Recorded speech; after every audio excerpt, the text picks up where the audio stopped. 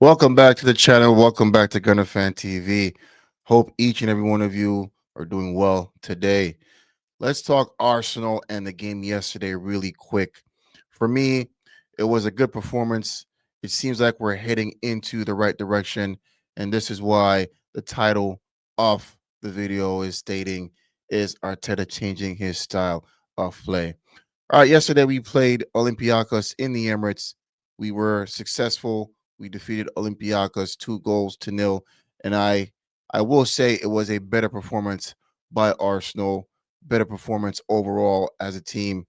The first half for me was very exciting. I thought we were going to score a number of goals. I felt like we are just gonna bag a lot of goals, but throughout the first half, we were just able to score 1 goal, and then it kind of tapered off towards the second half.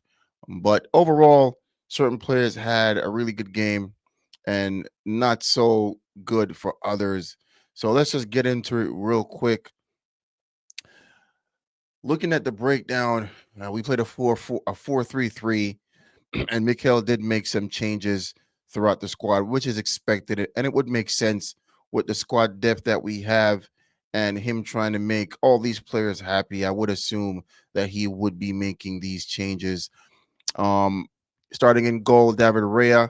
I did expect that. It's a Champions League game. It's only the second game in this new format, this new first stage of the Champions League, and you want to kind of establish yourself amongst maybe the top four, the top five. So having David Rea in the goal definitely makes sense as your number one. The back four, he kind of chopped and changed a little bit. He added Skelly and Ben White. For me, Skelly did play a pretty decent game. The question I'm asking is, was that game enough to keep Calafiori out of the squad, out of the starting lineup this weekend?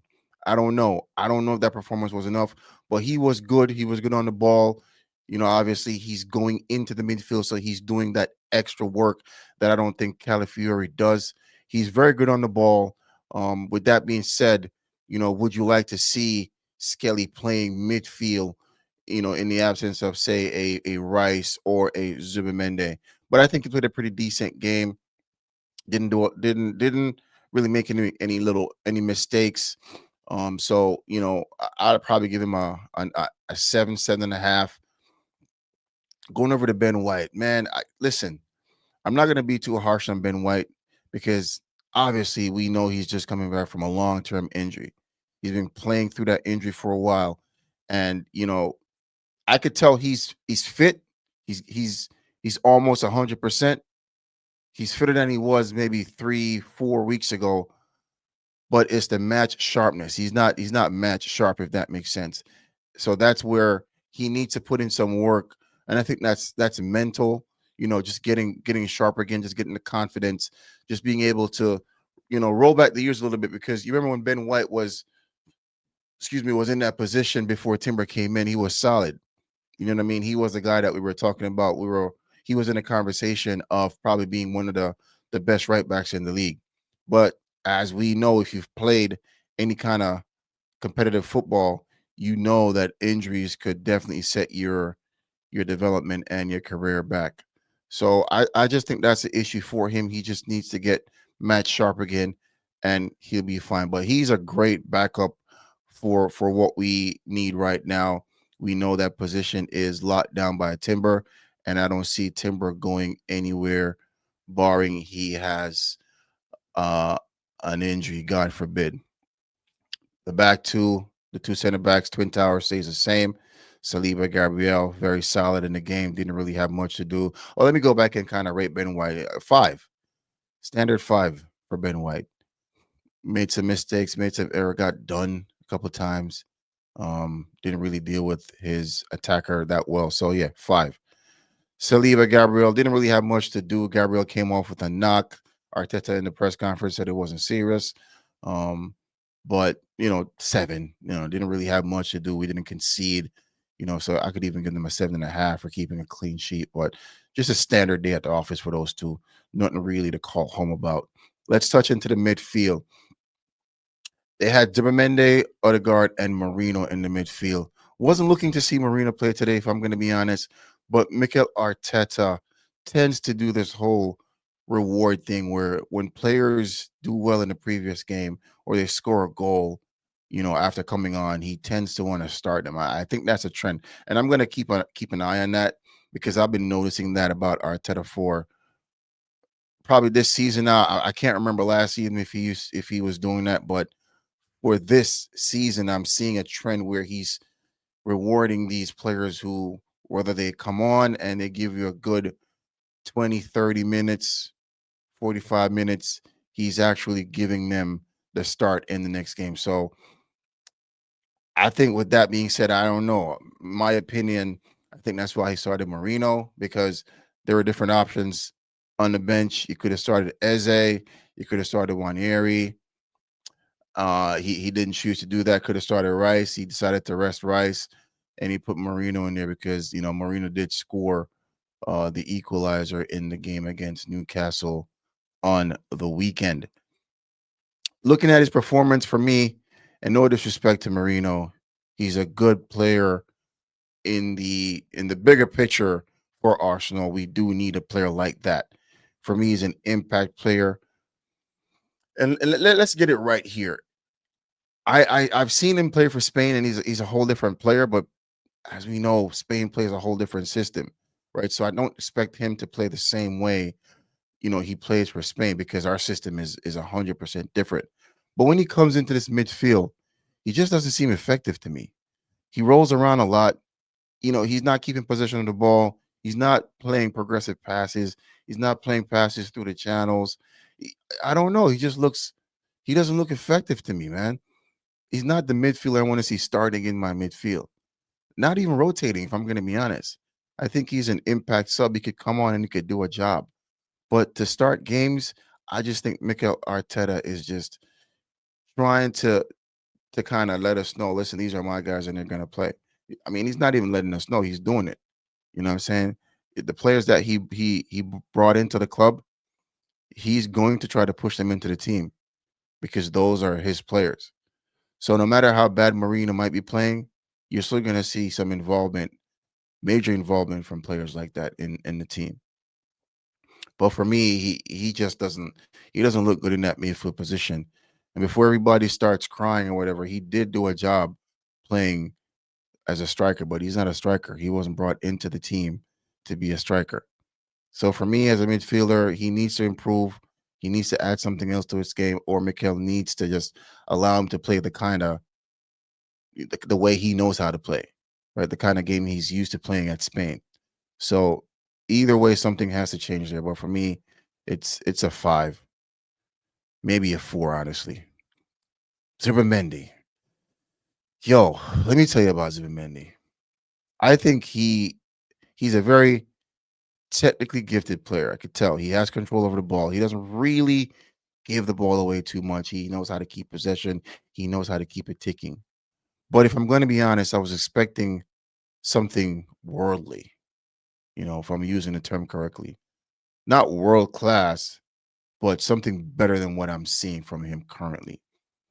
And I won't pass judgment. I won't be too harsh on him right now because I'm willing to give Zubimendi a season because despite what we're seeing, what he's giving us right now, I think if he's consistent, it's still good enough to get us over the line, if that makes sense, right? He's not great, but I think he's effective enough to give us a good, if he stays consistent with it, a good contribution over the season. So if we could continue, he's going to play at that level. It's not exciting, it's not great, but it's effective. Like he's actually doing a job in there. And I saw something today where he got nominated for I think it was player of the month along with a couple players. I mean, Holland is in there, so I think Holland's going to win. But surprisingly, he was nominated for I think player of the month. But if he stays consistent and he continues to contribute at that level, I think he'll still be able to get us over the line. But I expect more from him next season. I expect him to stand out. I expect him to give us some standout performances starting at least next season after he's gotten used to, the league, the pressure of the league, the physicality of the league, and just start to understand how this league operates. So I'm still gonna give him a year. I'm not gonna even try to be harsh on him. But yesterday I felt like it was just an average game, another regular game, and I'll give him a 6. Martin Odegaard got man of the match yesterday, and it was well deserved. I have no issues with that. Solid 8.5, maybe even 9 for Odegaard. Looks like the Odegaard that we know and we miss and we want to see in the squad again. This guy's this guy's game has fallen off a cliff, bro. Yeah, I don't know. I don't know what's going on. I don't know if it's the newborn that he had last year, but something wasn't right. He came back to just a bunch of injuries game after game. First, he had the shoulder, then the ankle, or the ankle and the shoulder, and then the shoulder again. It was just crazy. And now he's back in the team, his first start in a while, and he gave us a good performance yesterday. Many may say it wasn't a tough Premier League game, so let's not judge yet. Let's not say he's back yet. But Olympiacos is a good side. I don't think they were better than was it Bilbao the first game that we played?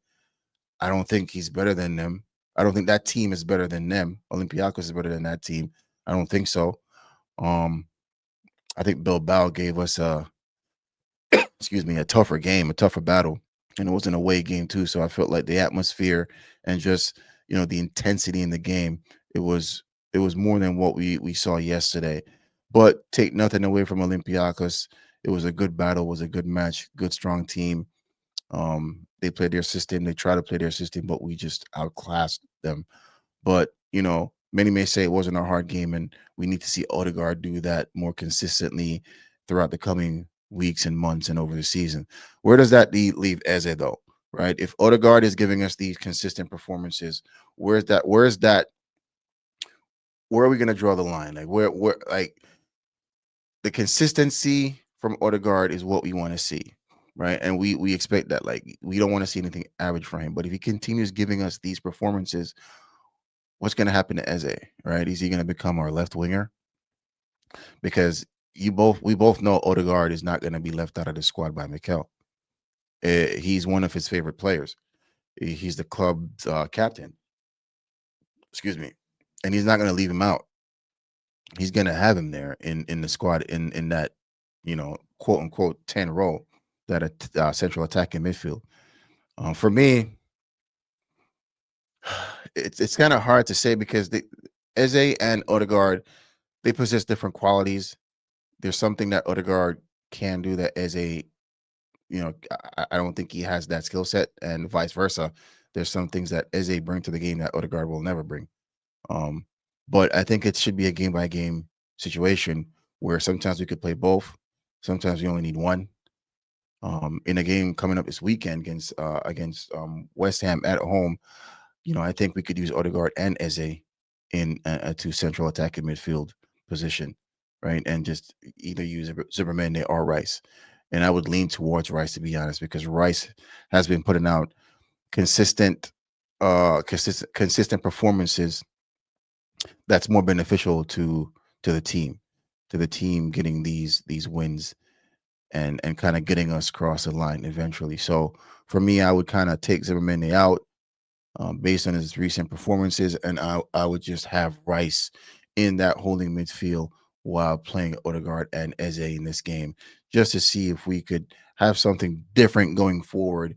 Release the handbrake as everyone's been saying, which I think Mikel is kind of doing right now. He's listening to the criticism and he's kind of taking his foot off the brake and kind of letting the team play a little bit. And I saw that was evident in the Newcastle game, and it was evident yesterday in the game against Olympiacos. But for me, Odegaard gets a 9. Solid play by him, very creative. Created a lot of chances in the first half.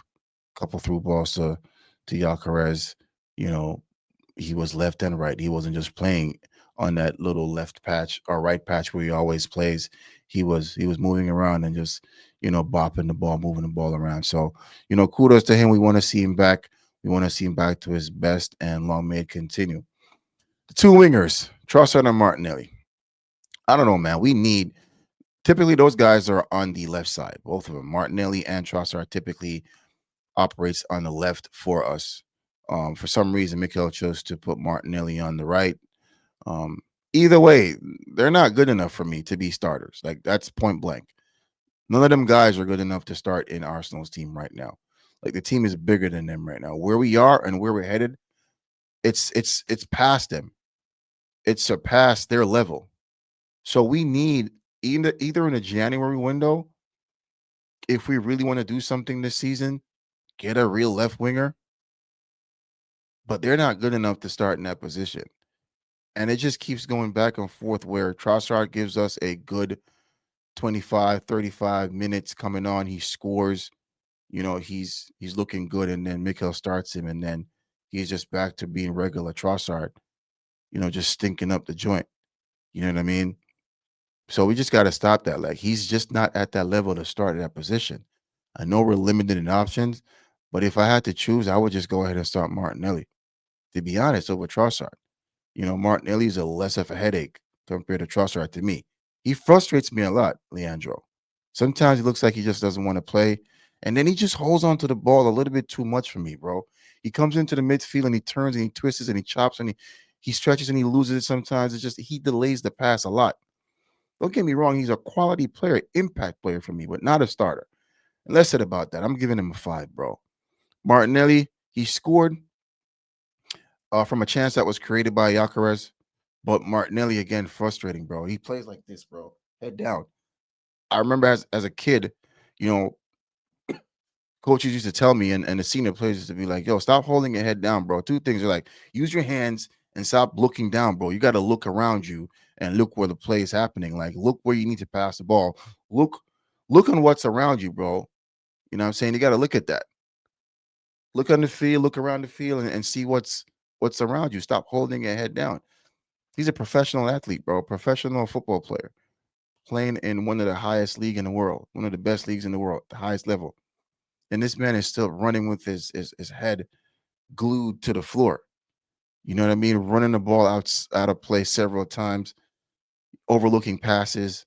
He had a pass to Gyökeres where Gyökeres was like 2-on-1, and he just dribbled right into the defender, bro. Right into the defender. Dear Lord. These two wingers are frustrating, bro. You know what I'm saying? This weekend, Trossard, he should have went across the keeper. He just hit the post. You know what I'm saying? So stuff like that frustrates me with both these guys. And I'm giving Martinelli the same score I gave Trossard 5, bro. They need to come off the bench. And if there was a choice between Trossard and Martinelli on that left side, I'm gonna have to go with Martinelli because he's having a nice little purple patch right now. So just let him start and just put Trossard on the bench, bro. Because they're both frustrating, but the lesser evil for me is Martinelli. Victor Gyökeres. I felt like Victor Gyökeres had a good game yesterday. Many might not see it, and I'm not just defending him because I wanted him. Let me pull it back. I'm not saying I really wanted Gyökeres. I was happy that he came, but contrary to popular belief, and I might get some stick for this, based on the system that Mikel plays, Sesko would be better suited for that position. And if you understand what's going on within Arsenal's system and what Mikel is doing, that's why Mikel wanted him. Let's be honest. So I think he would look way better than he's looking now for Manchester United, Sesko. And it would have been an easier transition for Sesko into the Arsenal team versus him struggling now at Manchester United. Like I'm calling it as I see it. That's my opinion. I might be wrong. That doesn't mean I don't want Victor Gyökeres. I'm excited he's here. He's a goal scorer. We haven't seen it in a while, but it's going to take him longer to adjust to our system because he's not suited for the system, but we're building everything around him and getting him into the system. I'm seeing now that his hold up play is way better. His link up play is getting better every game. He's getting fitter overall, sharper. He's doing new things every game. He created that first chance where Martinelli, I feel like Martinelli was just Martinelli wanted him to score too. Like I'm looking at it and I'm like, yo, why is he not just finishing the ball? But Martinelli kind of he delayed a little bit just to see if it was going to roll in, hit the post, he finished it, right? So they want Gyökeres to win. They want Gyökeres to do well. and I respect that. I love that. But Gyökeres also has to, like, he got a chance yesterday, right, where he cut it back on his right foot. Yo, you normally see him bury those. Like, I've seen clips, I've seen him in training, where he cuts it back on that right and he's whipping it into the far post. But he just leaned back too much, put too much power in it, and it just went high, right? But typically he's burying those. You know what I'm saying? So he has to score, and it's gonna come because his performance yesterday was good, and the game before. Like, he's putting in work. He's doing the dirty work up there for the team. He's linking up play. You know what I'm saying? But he just now needs to just the finished product, right? The end product is scoring, and that's what you want your strikers to do. Regardless if they're putting in work, if they're tackling, if they're getting link up play, passing the ball, taking on players. But you want to see them score. You want to see them hit the back of the net. And right now he ain't doing that. So pretty soon fans are going to start getting on him. The rivals have been getting on him, but he scored 3 goals, 3 out of 6. Right? We played 6 games. He scored 3. So you know what I'm saying. He still has that quality. He still has, and he has more games to go. Scoring 3 goals out of 6 isn't bad. All right. So I'm not worried about Yakares, but I would love to see him score this weekend. But he did have a decent game, and I'll give him a 6 only because he didn't score. The changes throughout the game, Gabriel came out with a small knock. As I said before, it wasn't anything crazy. As Mikel said, um, Mascara came in, which would his morale um do his morale good because he didn't really have the best of games against Newcastle. So that's good for Mikel to kind of bring him in and kind of closed out the game without conceding a goal. So that was good for him. Standard five didn't really do much. Um, Marina came out, Eze came in, Eze quiet game. Sorry, Rice came in for Marino. Rice for me, yo, Rice is a baller, bro. Rice is so underrated, man. He's such an underrated player. If you watch this guy, he doesn't really give the ball away, even when he's under pressure. There's a time in the game where he got stuck over on the left side, close to our corner flag, and there were 2 players on him. And I'm like, yo, just play it out for a throw. But he held it, bossed it, and he just made a wicked pass across the right side of the field. Didn't give the ball away. And if you watch his game, bro, he does that a lot. He doesn't really give the ball away. You know what I'm saying? And he's really adept at that, bro. Rice is very underrated, but he needs to play in that 6, bro. And I think that's a problem. I said this before: push Zebamende forward. If you're gonna play both of them, play him as a double pivot, or play one in front of the other and push Zebamende forward. Because Zubi's not really, he's still getting climatized, if that's the correct term, right? He's not fully climatized to the league yet. So he still needs some time to understand how this league operates. It's rough, man, and you sitting in that 6 is not easy. So Rice is my choice for that position, and I think Mikel Arteta should take that into consideration. But Rice came on and he was decent. He was all right. I give him a 6. Um, Eze and Saka came on left and right respectively, and then they swapped. Um, Eze quiet game, nothing really much to talk about there. Standard game. Probably a 5 because he didn't really do much. Didn't have a lot of time. Saka did score. However, though, I think Saka could have passed that ball to Gyökeres. I mean, I'm not saying he's wrong for not passing it, but yeah, you want to be selfish because you want to get your goals. But I would have probably rolled it across the goal and let him score if it was probably me. I think so. Yeah, the way I play, I probably would have done that. I would have rolled it across the goal. It's on his left foot. Easy pass. Knock it across the goal. Gyökeres empty goal scores. Pressure off. You'd be looking for him to score again in the next game. He didn't, but he scored, so you can't be mad at him. We won the game 2-0. Give Saka a 7. Game over and dusted. You know what I mean? So for me, moving forward this weekend, we have to see more of the same. Mikel Arteta has to be brave. He has to continue what's going on, where he seems to be changing his style of play a little bit. Maybe he's taking the criticism constructively, as they say, constructive criticism, and he's making these changes that we're seeing, and it seems to be working because we're winning. We've been winning since he's just, let the guys play. And hopefully he continues that this weekend against West Ham at home. Team that's been struggling, new coach, Nuno Mendes, coach that we already beat. Oh, no, sorry. No, he was already fired when we played Forest. Right. So, yeah, he's at West Ham because Angel's the one who was in charge when we played Forest. So, we're going to be facing him for the first time this season with his new club, West Ham, who, to be honest, yeah, they did okay against um, Everton, but we should be winning that game, man. They're struggling.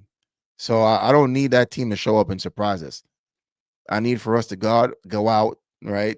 Be attacking minded, right? Don't worry about the defense because we only conceded 3 goals the entire season, right? So far. Just go out there and just put an attacking team out there and just dust this team, bro. Bun all of that other stuff I'm hearing about, being because going to be cautious and all that stuff. I don't want to hear that. Go out there with the best team and just make it happen. All right. So listen, guys, I appreciate you guys. As always, hit that like button, subscribe if you haven't yet to the channel. Appreciate all the love. And I'll catch you in another review tomorrow before the Arsenal game. Peace and love, everybody.